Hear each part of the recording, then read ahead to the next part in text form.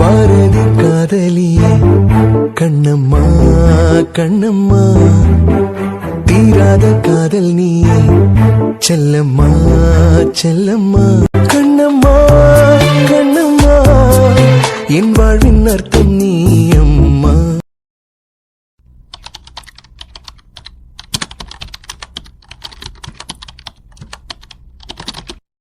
இப்ப இவன்ட்ட கேட்கலாமா வேண்டாமா?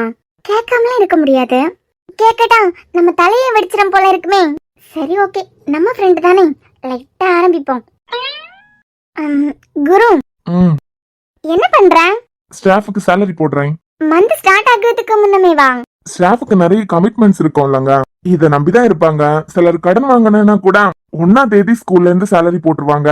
போட்ட உடனே உங்க கடனை கொடுத்துடுறேன்னு சொல்லிட்டு தான் கடன் வாங்குவாங்க. அது என் மேல உள்ள நம்பிக்கையில தானே, அந்த நம்பிக்கையை நானும் காப்பாத்தணும்ல. இவன் அநியாயத்துக்கு நல்லவனா இருக்கானே. ஆனா இவன் எப்படி அவனுங்க 2 பேரும் விட்டுருப்பானுங்க? இவ்வளவு கூலா உட்கார்ந்து salary போட்டுட்டு இருக்கான்.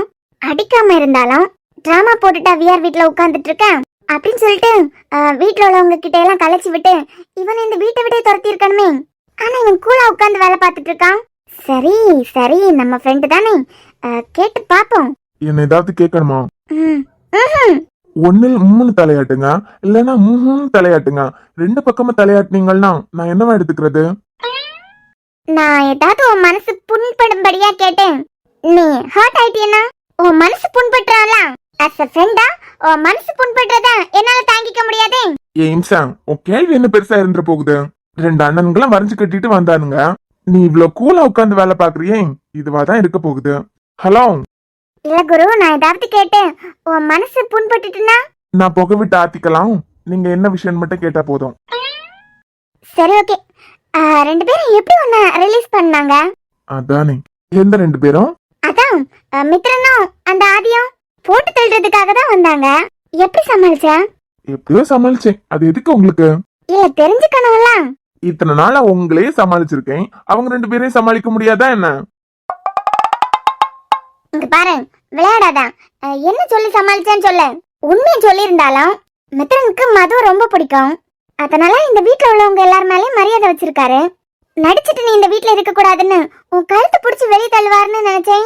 இன்சாங், இப்படி நடந்திருந்தா உங்க ரூட் கிளியர் ஆயிருக்கான்னு நினைச்சீங்க தானே? ஐயோ, மனசுக்குள்ள ஒரு ஓரமா நினைச்சதை கண்டுபிடிச்சிட்டானே. நான் எதுக்கு அப்படி நினைக்க போறேன்? நான் அப்படி நினைச்சிருந்தா உன்னை காப்பாத்துறதுக்காக வந்திருப்பேனா? சாடு. ஆமா, நானே மித்ரனே ஆதியே சமாளிச்சிருப்பேன். நீங்க எதுக்காக முந்திரி கொட்டுத்தனமா வந்து உண்மையெல்லாம் உளரணும்? இப்படியாவது அவங்க 2 பேருக்கு உண்மை தெரிஞ்சு இவனை வீட்டை விட்டு வெளியே துரத்திடுவாங்க. நம்ம ரூட் கிளியர் ஆகுங்கிற நோக்கத்துல தானே. ஏய், நான் உனக்கு ஹெல்ப் பண்ண வந்தா நீ என்னைய தப்பு சொல்ல வந்துட்ட? இதான் பெரியவங்க சொல்லுவாங்க, நல்லதுக்கே காலம் இல்ல அப்படின்னு.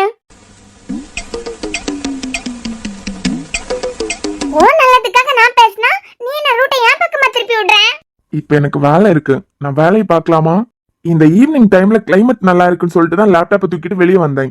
இந்த பூனை பக்கத்துல அமைதியா வந்து உட்காரலாம், அந்த மாதிரி அமைதியா வந்து உட்காரும் போதே நான் யோசிச்சேன், என்னடா இது இவ்வளவு அமைதியா வந்து இருக்கே அப்படின்னு. ஏய் பதில சொல்லு, எப்படி அவங்க 2 பேரையும் சமாளிச்ச? நானே சமாளிச்சிட்டேன் தான். இருந்தாலும் அந்த ஃபைனல் டச்னு ஒன்னு இருக்கலாம். அதான் ஒரு பொண்ணோட வாழ்க்கைய நாசம் பண்ணிட்டா இருக்க அப்படின்னு சொல்லிட்டு அடிச்சு வீட்டை விட்டு வெளியே துரத்தி இருக்கலாம். இல்ல தாத்தா கிட்டயும் அன்பண்ணா கிட்டயும் உண்மையெல்லாம் உடைச்சிருக்கலாம்.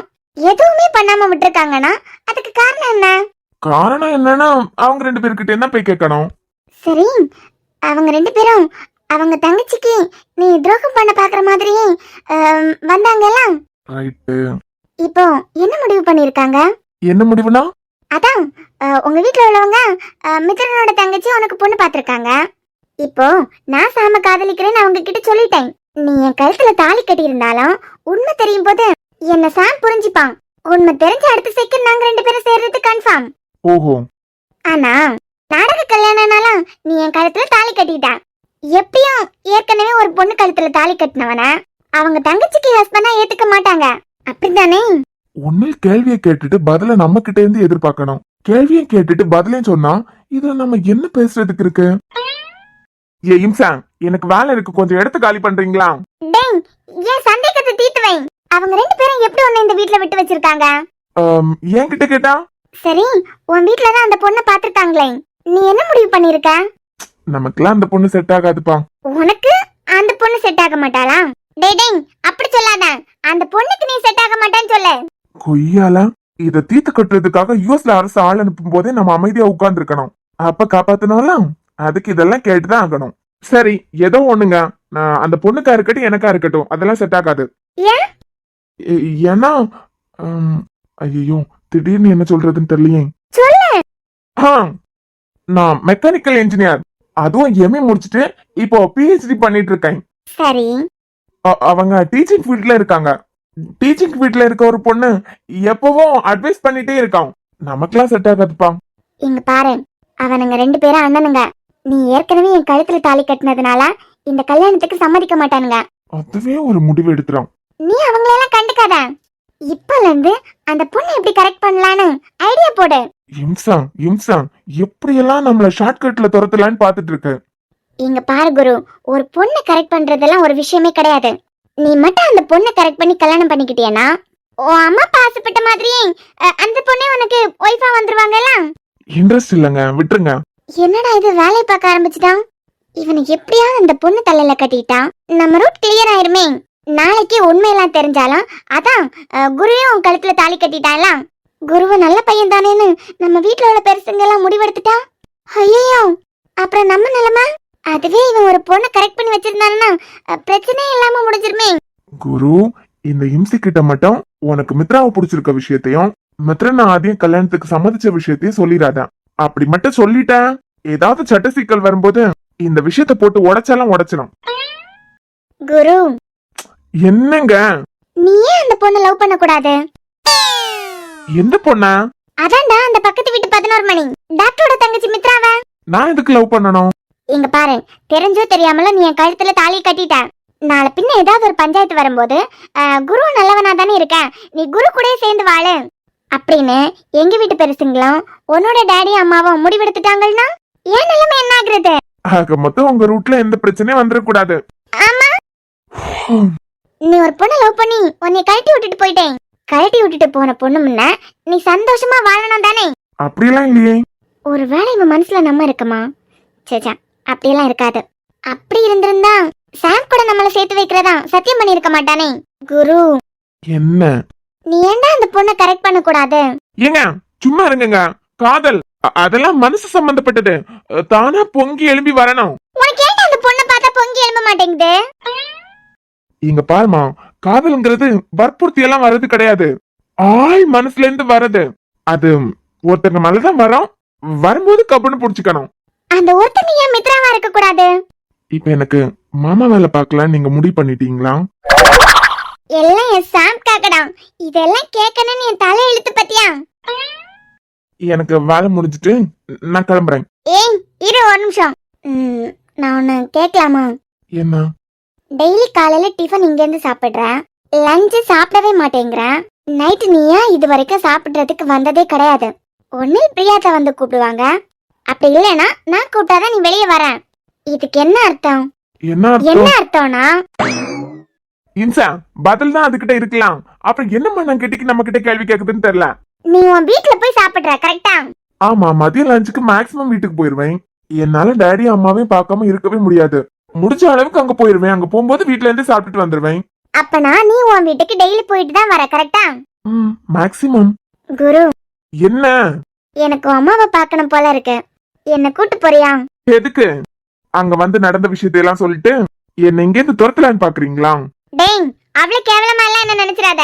நான் நினைச்சா என் அண்ணன் கிட்ட இப்பவே ஒரு வார்த்தை சொன்னா போதும். சரி, அந்த அரசு பழி வாங்குறது உனக்கு ஒரு கொள்கையா இருந்தாலும் அந்த கொள்கையிலயும் ஒரு நியாயம் இருக்கு அப்படிங்கிறதுக்காக தான் உன்னை விட்டு வச்சிருக்கேன்.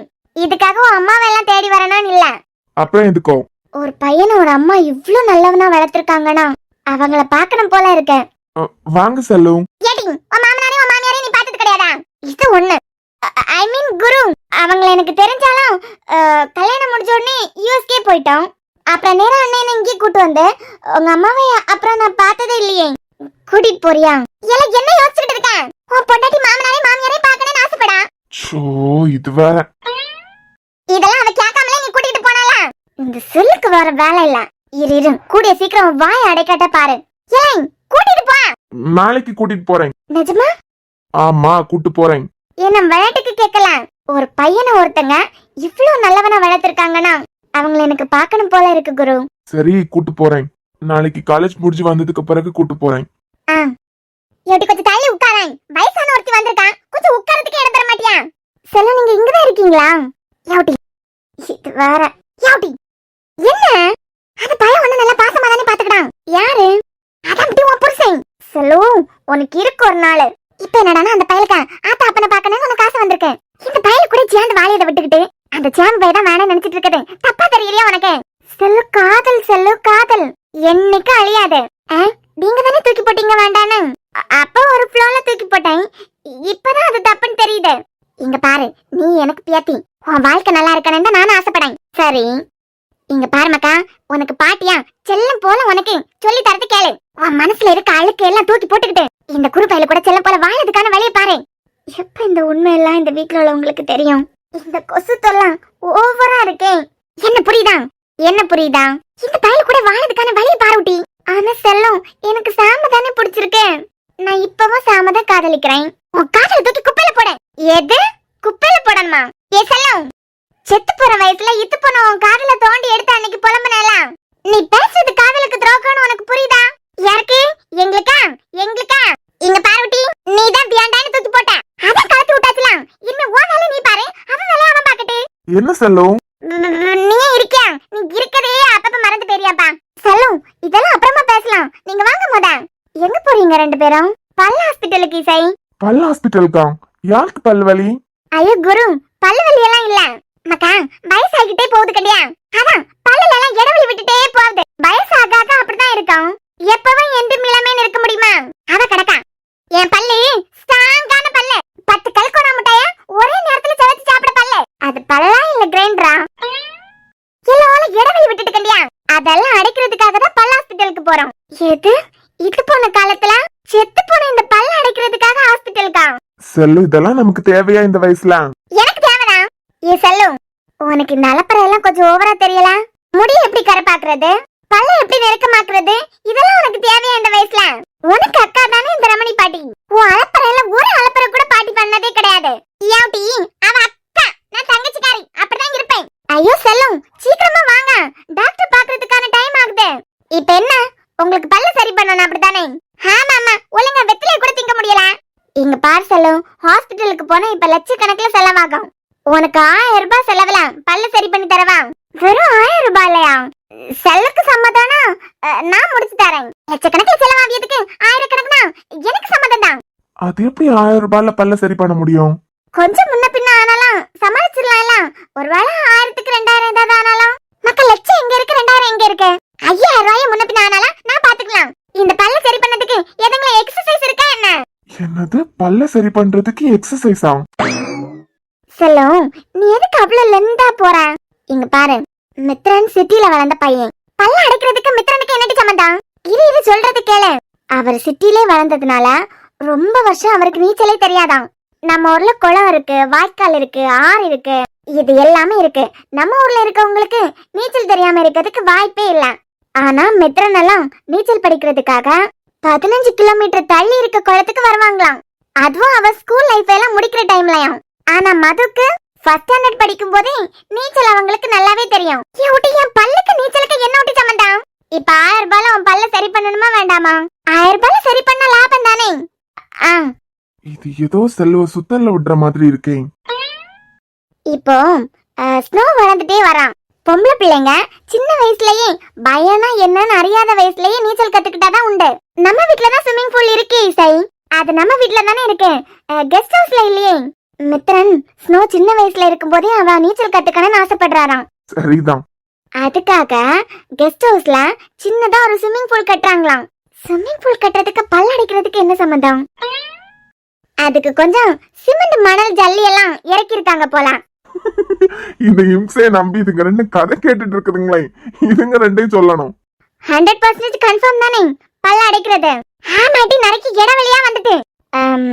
நான் மித்ரன் கிட்ட ஒரு மூட்டை எக்ஸ்ட்ரா சிமெண்டும் எக்ஸ்ட்ரா ஜல்லி மணலும் இறக்க சொல்றேன். ஐயே, எதுக்குடி? நம்ம வீட்ல ஏதோ இப்ப கட்டுறதா இல்லையே, இந்த கலவர் அப்படி எதுவும் சொல்லலையே. ஐயோ செல்லு, உங்க பல்ல அடைக்கணும்ல. எது? நம்ம வீட்ல 2 சிவில் இன்ஜினியர்ஸ் இருக்காங்க.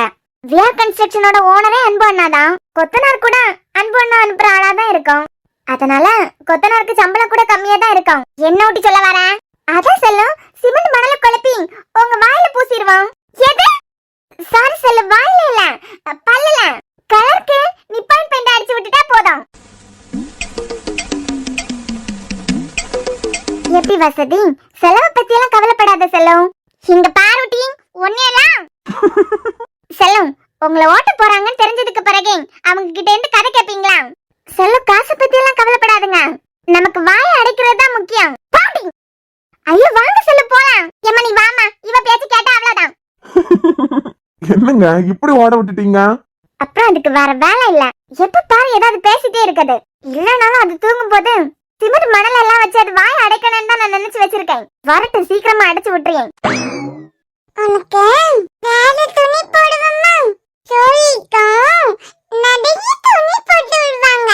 உனக்கு வேற துணி போட்டுட்டு கூலுக்கு கொண்டு விடணும் சொல்லி உன்னை கூலுக்கு கொண்டு விட்டுட்டு கூட்டிட்டு வாட்டம். என்ன செல்லம் பண்ணிட்டு இருக்கீங்க? இந்த குழந்தைக்கு வேற துணி போட்டுட்டு கூலுக்கு கொண்டு விட போனேன். எது? அந்த குழந்தைக்கு வேற துணி போட்டு ஸ்கூலுக்கு கொண்டு விட போறியா?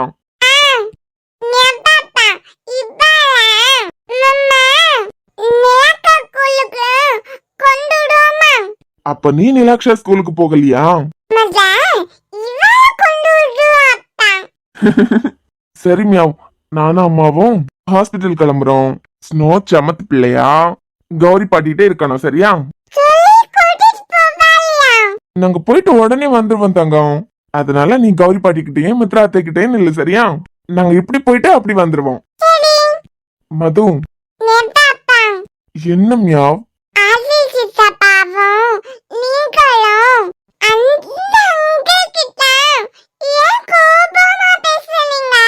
எந்த அங்கிள் கிட்டடா?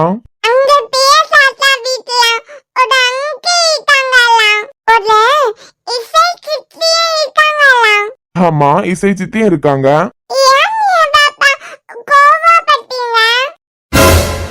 மது, மது கூப்பிட்டுட்டே இருக்கேன், இங்க பாரு. என்ன மது சடனா உட்கார்ந்து அழுதுட்டு இருக்க?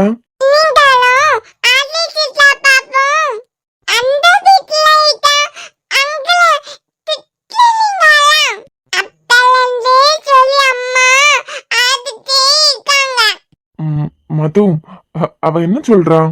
நீ எப்பல இருந்தோ அழுதுட்டே இருக்கதா சொல்றா? மித்ரன், அப்ப இனியன் இறந்தது ஆக்சிடென்ட் இல்ல, அது கொலை, அப்படிதானே? மது, நீ எங்க நின்ன? இத்தனை வருஷமா யாருக்கு சந்தேகம் கூட வரல. மது, பேசலாம் இத பத்தி. அன்பு கிளம்பி இருப்பாருல்லமா, போயிட்டு வந்து பேசலாமே. என் மித்ரன், ஒருத்தர் இறந்ததுக்கான நியாயம் கிடைக்க வேண்டாம்? இத்தனை வருஷமா அந்த உண்மையை மறைச்சு வச்சிருந்திருக்காங்க. எவ்வளவு பெரிய தப்பு இது. இனியனை கொன்னவங்க இங்க சந்தோஷமா நடமாடிட்டு இருக்காங்க, இதே வீட்டுல உறவு கொண்டாடிட்டு இருக்காங்க. எப்படி மித்ரன்? மது, உன் வலி எனக்கு புரியுது. இனியனோட சாவுக்கு கண்டிப்பா நியாயம் கிடைக்கும். எப்போங்க? பிரியாத்தியோட பையனையே கொலை பண்ண ஒருத்தர் இதே வீட்டுக்குள்ள இன்னும் நடமாடிட்டு இருக்காரு நல்லவர மாதிரி. அந்த வீட்டு பொண்ணு இசையோட வாழ்க்கைய அழிச்சிருக்காரு. ஆனா இங்க எல்லாரும் அவரை தலையில தூக்கி வச்சு கொண்டாடிட்டு இருக்காங்க. இப்ப இந்த வீட்டுக்கு ஆலமரம் மாதிரி எப்படி அன்பு இருக்காரோ அதே மாதிரி ஒரு காலத்துல இனியன் தான். அப்ப இனியனுக்கு என்ன பிடிக்காத காரணம் அரசோட பிளான்னாலதான் இல்லங்க, அந்த ஆளோட பிளான்னாலதான். அவர் குழந்தை எனக்குள்ள வளர்ந்துட்டு இருக்கான்னு தெரிஞ்சதுக்கு பிறகு கூட எனக்குமே இல்லாம என்ன கொடுமைப்படுத்தி இருக்காரு. அவருக்கு இந்த குடும்பத்தை பழி வாங்கணுங்கிறதுக்காக எத்தனை பேரோட வாழ்க்கை பலியாயிருக்கு. என் வாழ்க்கைக்கு நீங்க வந்தீங்க. இப்ப அந்த பொண்ணு இசையோட வாழ்க்கை எல்லாம் உண்மையும் தெரிஞ்சு சாமியை ஏத்துக்கிட்டாலும் அவங்க இழந்த இந்த சந்தோஷத்தை திருப்பி கொடுக்க முடியுமா அந்த ஆளால? இனியனோட உயிர் போகும்போது எப்படி எல்லாம் துடிச்சிருப்பாரு. கடைசி நேரத்துல கூட என்ன காப்பாத்தணும் தான் நினைச்சாரு. அவர் மனசு எப்படி எல்லாம் பரிதவிச்சிருக்காப்போ. நம்ம குடும்பத்தை யாரு காப்பாத்துவா இந்த ஆள்கிட்ட இருந்து? இனிமே யாருக்கும் உண்மை தெரியாது, எல்லாரும் அப்பாவி மாதிரி நம்பிட்டு இருக்காங்களே இந்த ஆளான்னு எப்படி எல்லாம் யோசிச்சிருப்பாரு அந்த செகண்ட்ல. எல்லாம் என் கண்ணு முன்ன வந்து போகுது மித்ரன். மது, ரிலாக்ஸ். அப்போ இத்தனை பேர் வாழ்க்கை அழிச்சாலும் கொலை பண்ணாலும் இங்க தண்டனைன்னு ஒண்ணு இல்ல. நார்மல் மனுஷங்களுக்கு கூட அவங்களும் சந்தோஷமா நடமாடிட்டு தானே இருக்காங்க. மது, அதெல்லாம் குரு பாத்துப்பாரு. குரு பார்த்து பாரா? முடியாதுங்க. நான் இப்பவே இது அன்பு கிட்ட போய் சொல்லதான் போறேன். இப்ப நீ இனியனோட சாவுக்கு நியாயம் கிடைக்காத கோபத்துல இருக்க. கண்டிப்பா கிடைக்கும் மது. ஆனா அதுக்கு நீ கொஞ்சம் பொறுமையா இருக்கணும். எத்தனை வருஷங்க? ஸ்னோ அடுத்த வருஷம் ஸ்கூல்ல சேர்க்க போறோம். அவ என் வயிற்றுல உருவான நாள்ல ஆரம்பிச்சது இது. என்ன விடுங்க, ஆனா அவர் சாவுக்கு ஒரு நியாயம் கிடைக்கணும்ல. இது தாத்தாக்கு அன்புக்கு தெரிஞ்சதுன்னா மட்டும்தான் அவர் சாவுக்கு ஒரு நியாயம் கிடைக்கும். மது, இப்ப நீ அன்பு கிட்ட சொல்றதுனால என்ன நடக்கும் தெரியுமா? அந்த பொண்ணு இன்னும் அந்த ஆளோட பையனை தான் நினைச்சிட்டு இருக்கா. அவ வாழ்க்கையை யோசிச்சு பாத்தியா? தப்பு நடந்துட்டு இனியனும் இந்த உலகத்தை விட்டு போயிட்டாரு. இப்போ அவசரப்படுறதுனால அந்த ஆள் கிட்ட மாட்டிட்டு இருக்க இசையோட வாழ்க்கை தான் ஸ்பாயில் ஆகும். குரு தான் ஏதோ பிளான் வச்சிருக்கதா சொல்றாருலாம். பாக்கலாம். முன்னமாவது அவர் தனி ஆள். இப்போ நம்ம எல்லாருக்கும் உண்மை தெரிஞ்சாச்சு. அவருக்கு நம்ம சப்போர்ட்டும் கிடைக்க போகுது. மது, குரு என்ன நினைக்கிறாரோ அதை முடிக்கட்டும். அன்போட கன்ஸ்ட்ரக்ஷன் கம்பெனில கூட அடி மேல அடி அடிச்சிருக்காரு. அன்பு இனியா கல்யாண டைம்ல இனியாவை எப்படி அசிங்கப்படுத்தணும்னு நினைச்சாரு பத்தியா? அன்புக்கு கொஞ்சம் கூட சந்தேகம் வராமலா இருக்க போகுது. இனியன் இறந்தது எப்படின்னு தெரியாம இருக்கலாம் அன்புக்கு. ஆனா கண்டிப்பா அவருக்கும் கொஞ்சம் கொஞ்சம் சந்தேகம் வந்திருக்கும். என்னால அக்செப்ட் பண்ணிக்கவே முடியல மித்ரன். கொலை பண்ண ஒருத்தன் இதே குடும்பத்து கூட இன்னும் ஒண்ணுக்குள்ள ஒன்னாதான் இருக்கான். எவ்வளவு பெரிய தப்பு தெரியுமா? கொலை பண்ணவனுக்கு தண்டனை கிடைக்காம எல்லார் கூடயும் கூட்டமா வாழ்ந்துட்டு இருக்குது. நீ கொஞ்சம் பொறுமையா இருந்தியன்னா கண்டிப்பா இனியனோட சாவுக்கு நியாயம் கிடைக்கும். இப்ப நம்ம அவசரப்படுறதுனால சட்டத்துல இருக்க ஓட்டையெல்லாம் அந்த ஆளுக்கு தெரியாமலா இருக்கும். ஈஸியா வெளியே வந்துருவான். மித்ராக்கு மாப்பிள்ள போட்டோ வந்தது. பார்த்தா அது குருவோட போட்டோ. நான் ஆதியம் பொறுமையாவா இருந்தோம். அவசரமா போய் குரு மேல கை வைக்க பார்த்தோம்.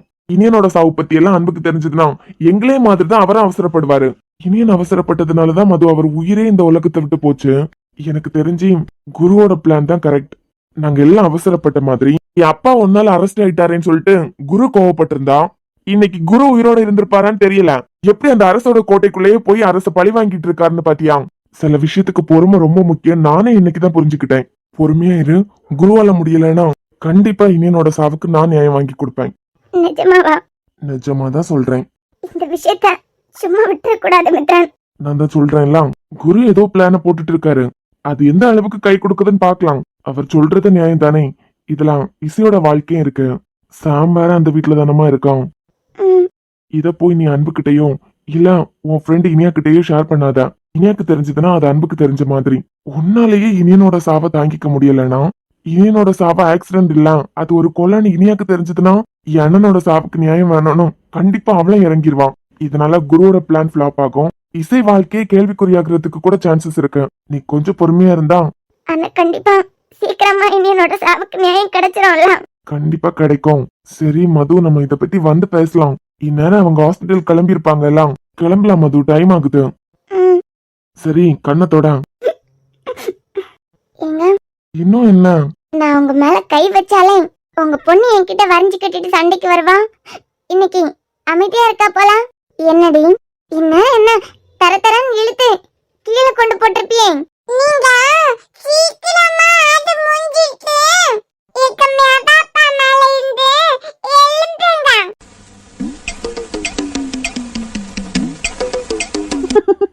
எவ்வளவு கொழுப்படி உனக்கு. சீக்கிரமா அழுது முடிச்சிட்டு எலும்புங்கன்னு சொல்ற. ஆமாம்மா, நீங்க ஆடிட்டீங்களா? சூப்பர். ஒண்ணும் இல்ல. மது, ஏ மது, என்னாச்சு? என்னன்னு தெரியல மித்ரன். ஆனா நேத்துல இருந்து ஏதோ சாப்பிட்டது ஒத்துக்கலன்னு நினைக்கிறேன். வாமிட் வர மாதிரியே இருக்கு. சாப்பிட்டது ஒத்துக்கலையா? குழந்தைய நீ சாப்பிட்டதான் சாப்பிட்டா. அவளுக்கே ஒன்னாகல, உனக்கு வாமிட் வருதுன்னா நேத்தையில இருந்தே இருக்குன்னா நேத்துக்கே சொல்ல மாட்டியா? இதெல்லாம் ஒரு விஷயமா? ஏதாவது எனக்கு ஒத்துக்காத மாதிரி சாப்பிட்டிருப்பேன். நம்ம கிளம்பலாம். நீ ஓகே தானே? ஆமாங்க, ஓகே தான், கிளம்பலாம்.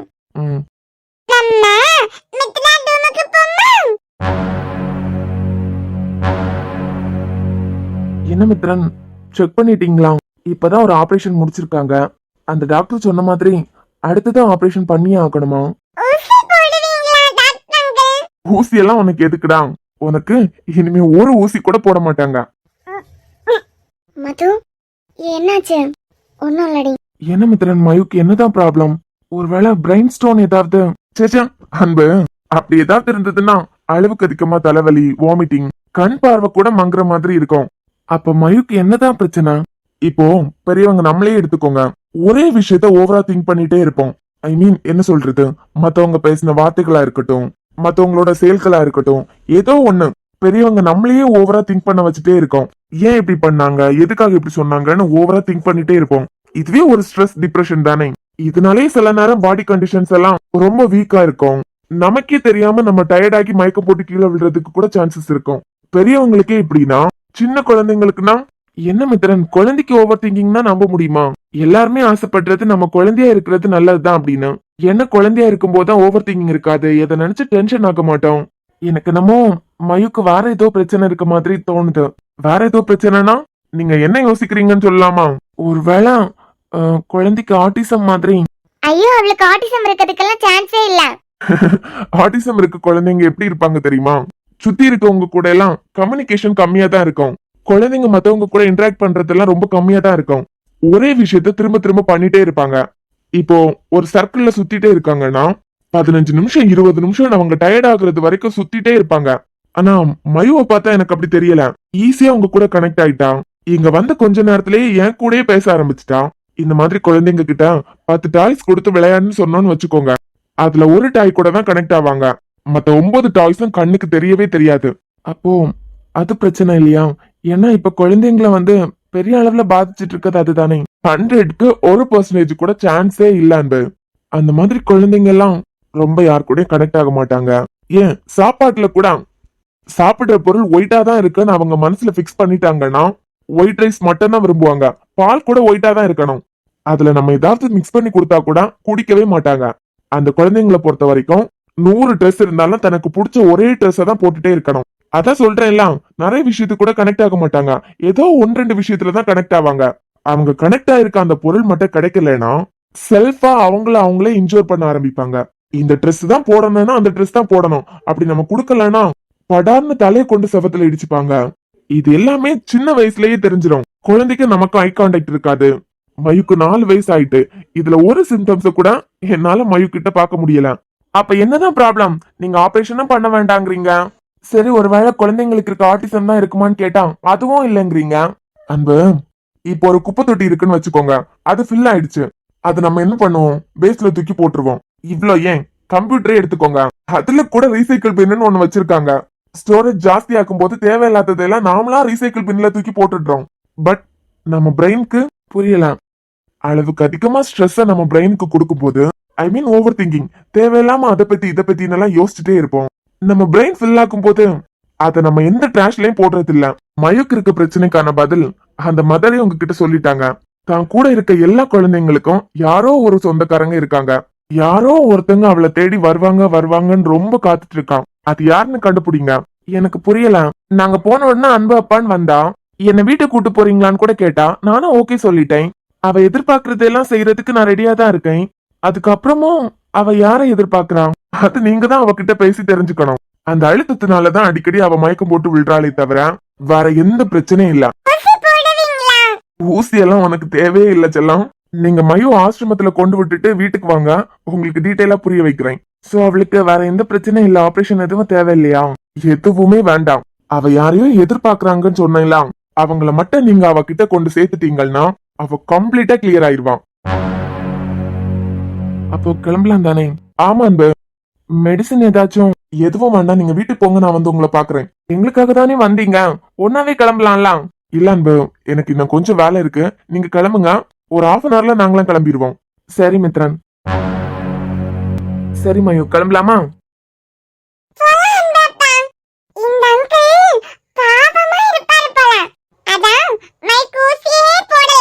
அதான் மித்ரன் அங்கிள் சொல்லிட்டாங்கல்ல, இனிமே உனக்கு ஊசியே தேவையில்ல அப்படின்னு. ஆமா பட்டு, நீ யார எதிர்பார்க்கற? யாருக்காக வெயிட் பண்ற நீ?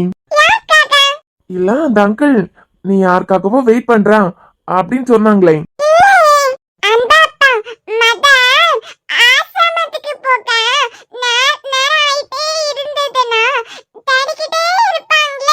தேடிட்டே இருப்பாங்களாம். சரி நம்ம கிளம்புவோமா? கண்டிப்பாடா, அடிக்கடி பார்க்க வருவேன். சீக்கிரமா ஒன்னா வியா தாத்தா பாட்டி வீட்டுக்கு கூட்டிட்டு போறேன் 10 நாள். நிஜமாதான். சரி குல்ஃபி, அவளை அப்படியே ஆசிரமத்துல விட்டுட்டு வீட்டுக்கு கிளம்பிடலாம். நீ என்ன அமைதியாவே நிக்கிற? ஒண்ணும் இல்ல.